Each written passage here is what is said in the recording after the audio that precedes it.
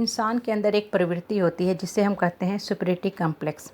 हर समाज में, परिवार में, परिवेश में कुछ लोग इस बीमारी से ग्रसित होते हैं। उनके अंदर एक फीलिंग होती है कि हम तो भाई बहुत श्रेष्ठ हैं। सुपीरियरिटी कॉम्प्लेक्स की फीलिंग होती है कि हमारे ऐसा कोई है। वो दूसरे को बिल्कुल मच्छर मक्खी की तरह समझते हैं। वो समझते हैं कि यार इनकी क्या औकात है, मेरे सामने क्या कर सकते हैं, क्या खड़े भी नहीं हो सकते हैं। लेकिन ये चीज़ हम हमेशा भूल जाते हैं कि एक मच्छर मक्खी में भी इतनी ताकत होती है कि वो एक इंसान को मार देता है। मच्छर से डेंगू, मलेरिया, चिकनगुनिया जैसी बीमारी होती है जो सैकड़ों लोगों को ख़त्म कर देती है। मक्खी टाइफाइड, इकोलाई, ट्यूबरकुलोसिस जैसे बीमारियां फैलाती है। बहुत सी जो बीमारियां होती हैं वो मक्खी से महामारी के रूप में फैलती हैं। ये क्या बताता है कि कभी भी किसी को आप छोटा मत समझो। आप कहते हो तुम तो मच्छर मक्खी हो, तुमको हम कुचल देंगे, तुम तो चींटी हो। चींटी भी हाथी के कान में घुस जाए तो हाथी को परेशान कर देता है। एक चिड़िया भी अगर बाघ के, शेर के शरीर पर बैठ जाती है ना, तो उसको परेशान कर देती है और बाघ से चिड़िया का कुछ नहीं कर सकता है। इसलिए कभी भी किसी को नीचा मत समझो, अपने से डाउन मत समझो। हर इंसान के अंदर किसी न किसी रूप में पावर है, कैपेबिलिटी है। सिर्फ़ और सिर्फ वो कैपेबिलिटी अंदर की ओर छुपी रहती है, क्योंकि ordinary day to day life में हम इतने उलझे रहते हैं कि कभी भी हमें अपने अंदर झाँकने के समय नहीं होता है।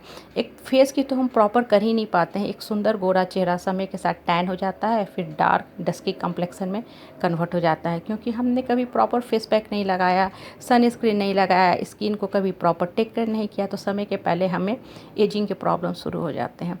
ये तो फेस की प्रॉब्लम है, फेस का अपीयरेंस की बात हुई। What about the soul?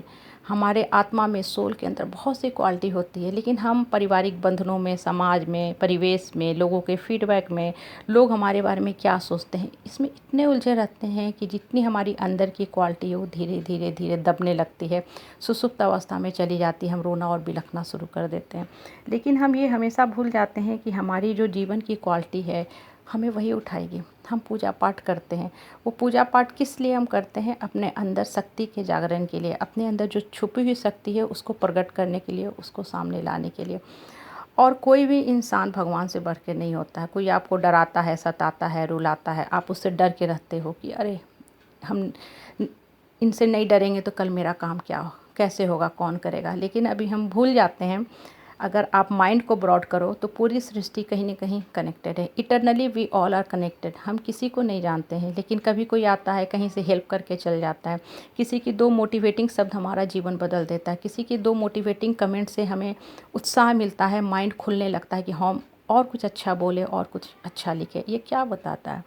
ये बताता है कि आपके ऊपर भगवान है। सृष्टि में हर चीज़ भगवान ऑपरेट करता है, इसलिए भगवान को कंट्रोलर, ऑपरेटर, डिस्ट्रॉयर बोलते हैं। इंसान के अंदर कोई भी ताकत नहीं है।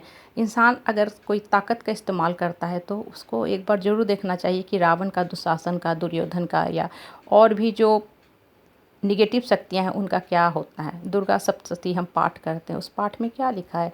ये जितने राक्षस सब हैं जो अपने आप को पावरफुल फील करते हैं, उन सब का अंत होता ही होता है।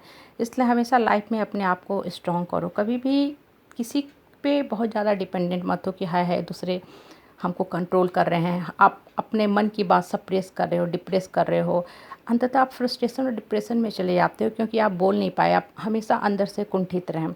और इसका आपके दिमाग पे, शरीर पे, सेहत पे और आपके पूरे लाइफ पे बैड इम्पैक्ट होता है। इसलिए हमेशा भगवान पे विश्वास करो, माता पे विश्वास करो, अपने अंदर की शक्ति को जागृत करो। जीवन ट्रेन का बर्थ नहीं है। ट्रेन के बर्थ में 24 घंटे, 25 घंटे, 20 घंटे की जर्नी में हम एडजस्ट करते हैं, बर्थ पे पैर हाथ मोड़ के सोते हैं। लेकिन लाइफ में हमेशा कोई एडजस्ट नहीं करेगा ना। एडजस्टमेंट एक समय तक होती है, उसके बाद की एडजस्टमेंट अंदर से फ्रस्ट्रेशन, सप्रेशन, डिप्रेशन देना शुरू करती है। और जीने का हक सबके लिए इक्वल है।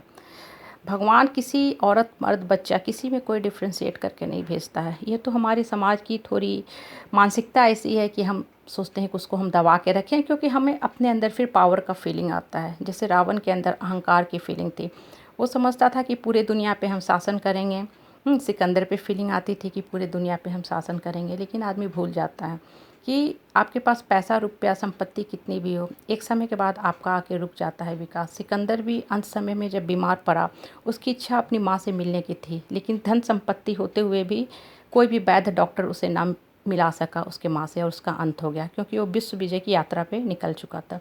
इसलिए लाइफ में हमेशा ऊपर वाले पे विश्वास करके अपना जीवन चलाओ। सबके जीवन में कल्याण ही कल्याण माता करेंगी, क्योंकि माता हमारे आत्मा में बैठी हैं।